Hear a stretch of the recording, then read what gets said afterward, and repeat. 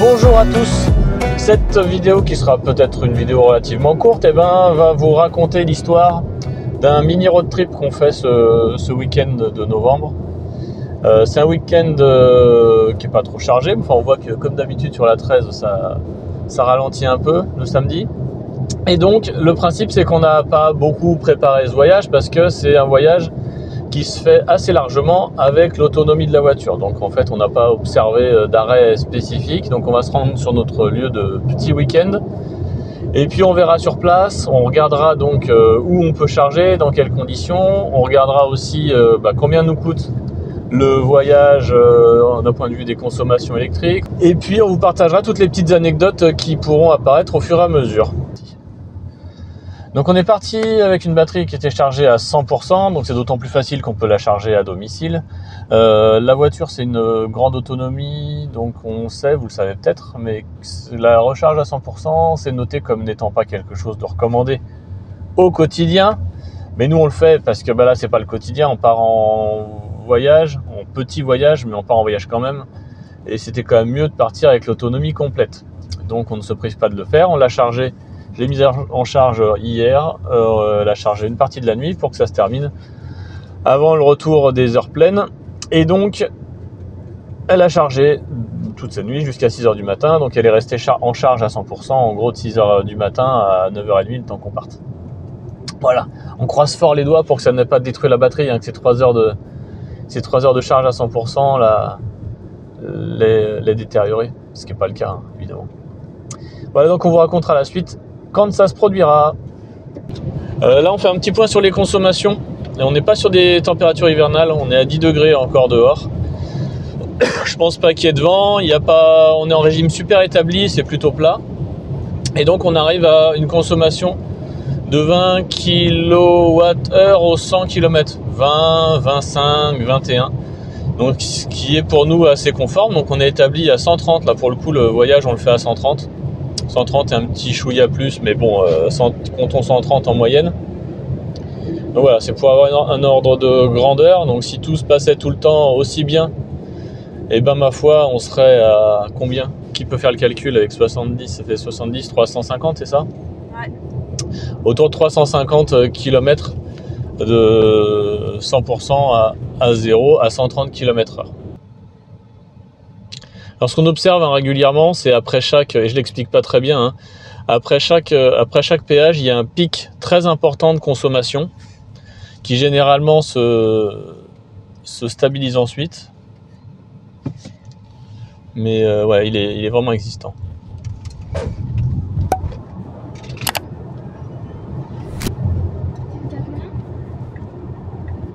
De quoi? Un 0 à 70 là, je pense. C'est bon, t'as ton petit pic de post-combustion. Donc là, ouais, il y a peut-être eu un pic qu'on n'explique pas. On n'explique pas. Et vu qu'on est sur la 13, tous les 25 km, il y a un pic comme ça. C'est curieux.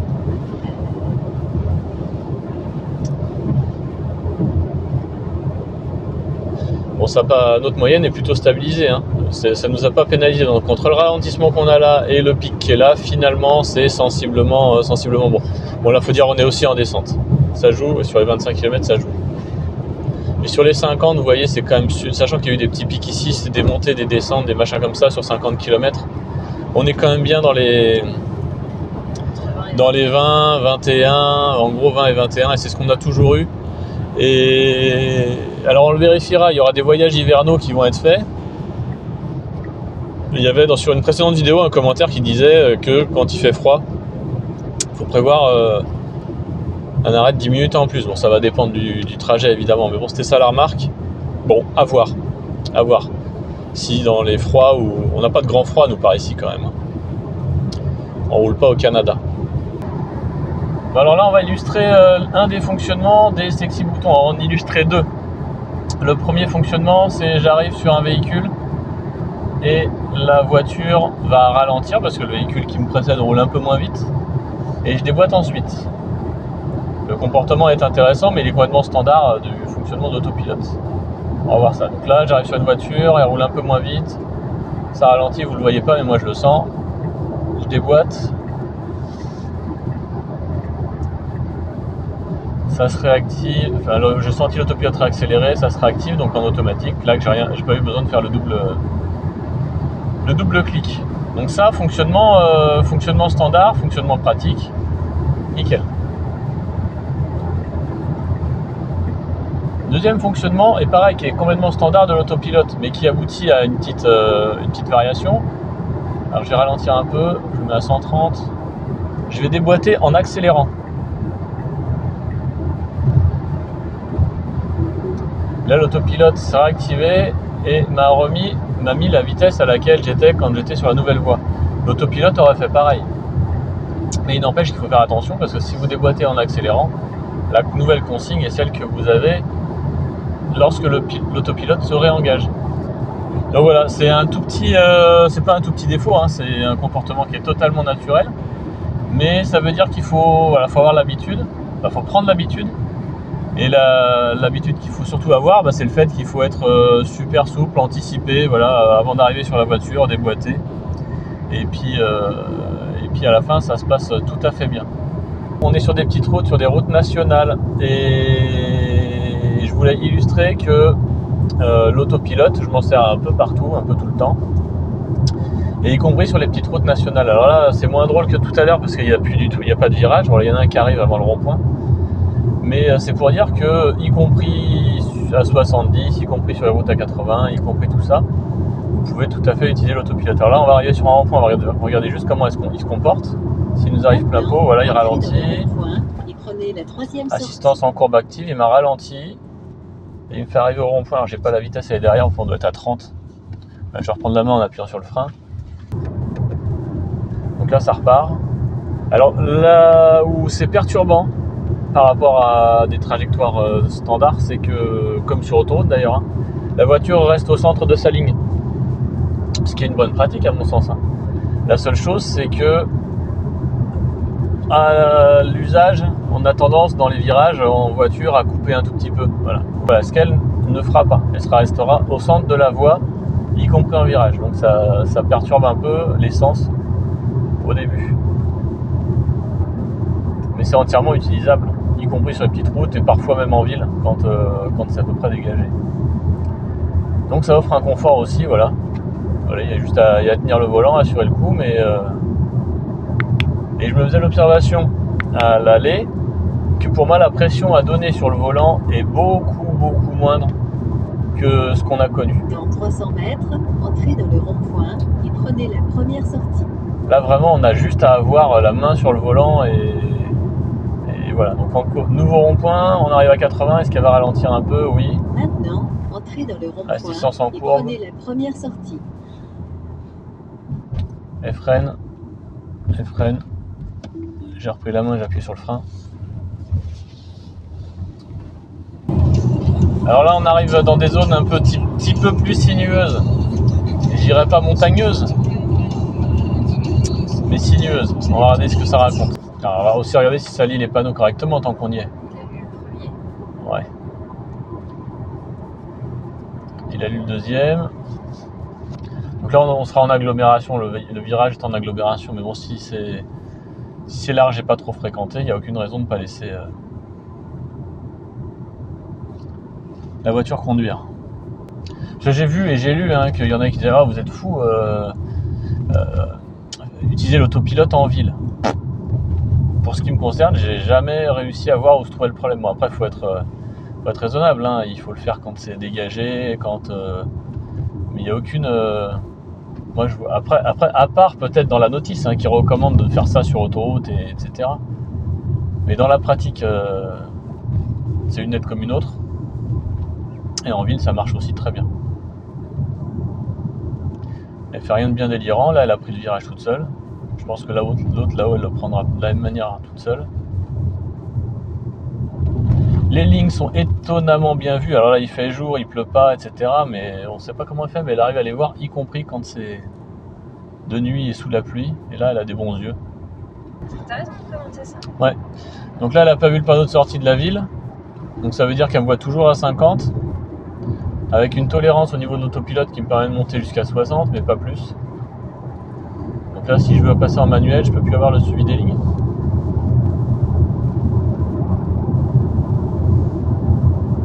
On va essayer de le remettre, mais non, elle est toujours sur 50, il n'y a aucune chance que ça...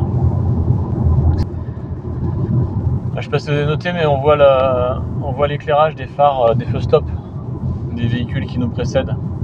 Ouais, la vue jusqu'à les deux là, peut-être même les trois. Donc on peut supposer qu'elle sert de cette information pour identifier aussi un ralentissement des véhicules qui précèdent. En tout cas, si elle ne le fait pas, elle le fera sûrement un jour. Là, par exemple, on peut commenter que les chasseurs sur le côté, ça lui plaît pas trop. La voiture n'aime pas les chasseurs. Bon. Oui, il y a trois niveaux d'autopilote. Donc il y a l'autopilote de base qui équipe toutes les Tesla. Et il y a l'autopilote avancé, donc qui ajoute sur autoroute. Il y a l'autopilote en continu, donc en gros Maintenant, des boîtes, tournez à droite pour enfin, prendre une la aide au, bretelle 28. aide au dépassement et aide au rabattement. Et je me demande s'il n'y a pas l'aide au stationnement aussi. Il me semble que ça arrive avec l'autopilote avancé. Puis après il y a le FSD, Full Self Driving, où là c'est l'autopilote le plus avancé qui est, où quasiment, en fait vous pouvez pas, ça apporte pas grand chose de plus en France, excepté le fait d'avoir dépensé 7500 €. Et donc où la promesse c'est théoriquement sur des belles routes que vous puissiez lâcher entièrement le volant, mais c'est aux États-Unis.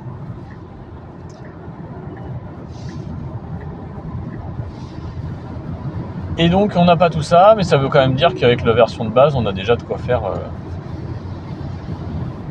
largement.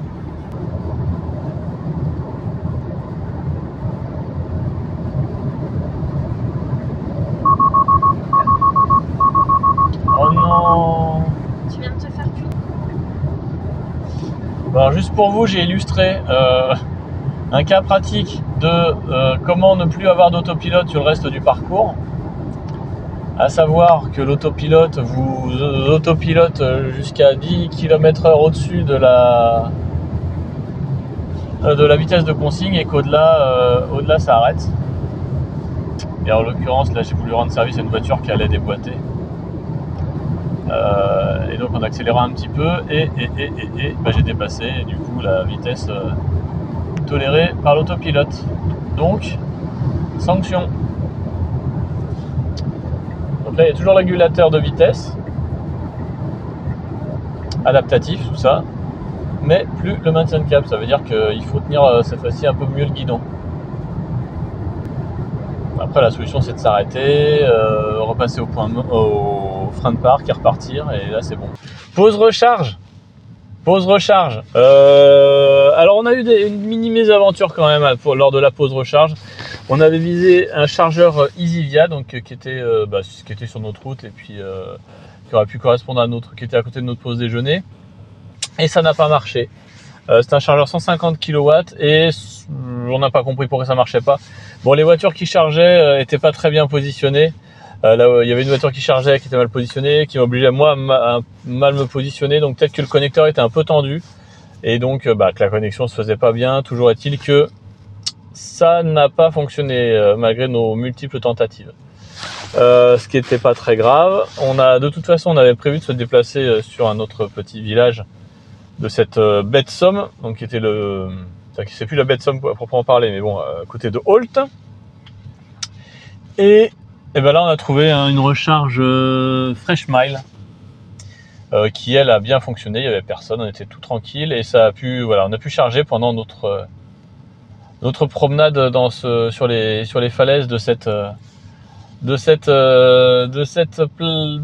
petit village qu'on a visité. Donc en temps masqué, ça veut dire que l'heure de recharge, c'est de 40, en gros 43 à 85. Ça nous a pas coûté de temps particulier, hormis ce petit débrief qu'on vous fait dans la voiture juste avant de repartir.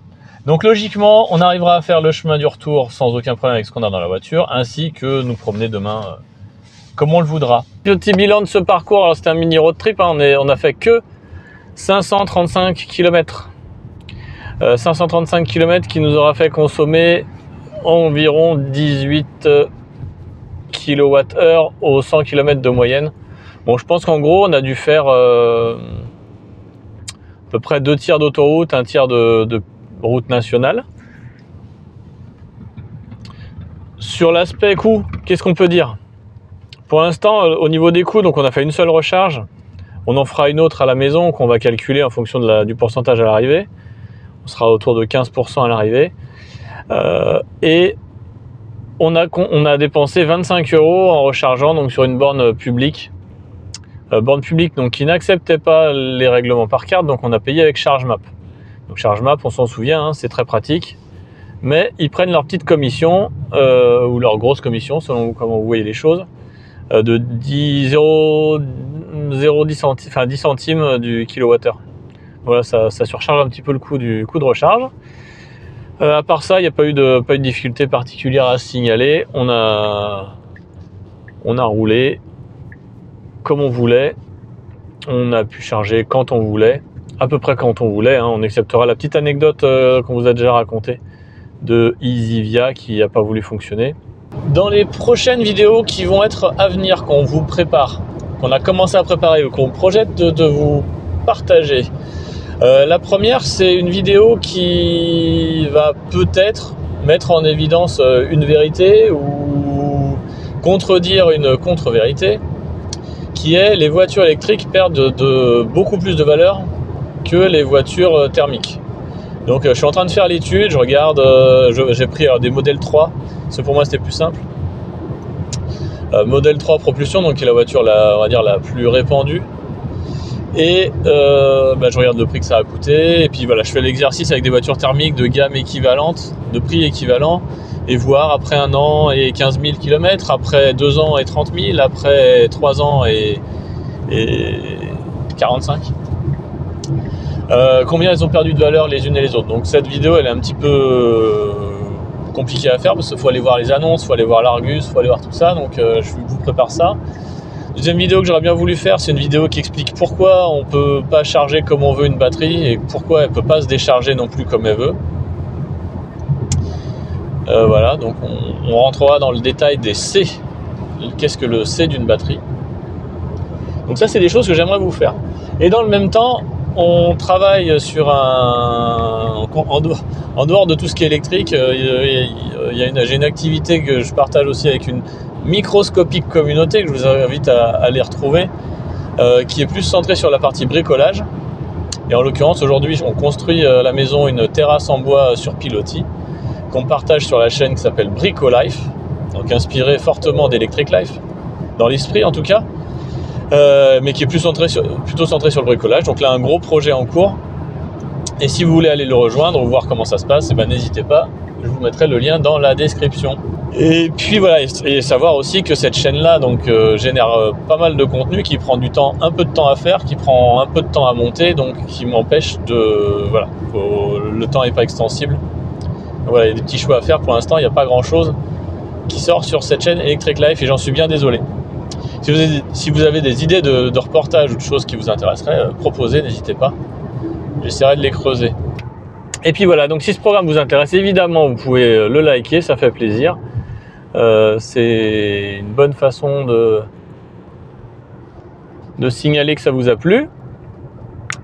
Et encore plus, si vous voulez pas louper la suite, vous pouvez vous abonner. Alors là, c'est le top du top. Évidemment, ça nous fait encore plus plaisir. Voilà, merci à vous et à bientôt. Ciao.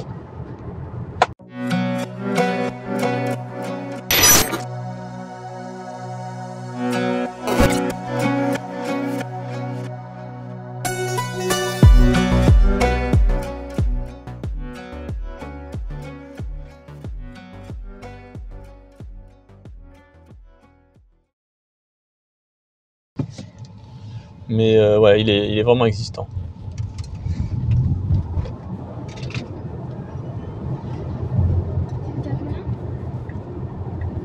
De quoi?